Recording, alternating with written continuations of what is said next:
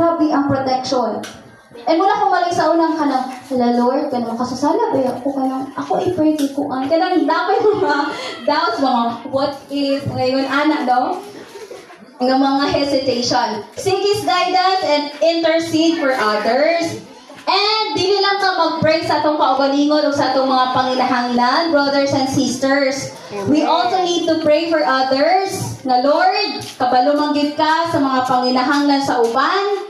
Ako iampo, no? Nga mapanalanginan nimo sila. Sa una po, that's my bad. Kanang, paano pa ba kanang, di pa manggid ko, wala ko na born and raised as kanang born again. Kanang lahi ako mindset nga, ano mag-pray man ko sa ilaha? Nga kami ganin yung panginahanglan. Diba? Naman mami nga na usahay. Ano man, ang pumo ko sila. Kanang, you need to pray for others. Ha? Ako may panginahanglan. But, ingunanin mo hato, no?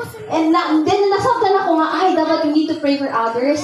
Kaya nga, no, si Lord ay mag-tanaw si mong panginahanglan. Yes. If we know, if we love God, di ba? Muna ang greatest commandment, love God with all your heart, with all your mind, with all your soul.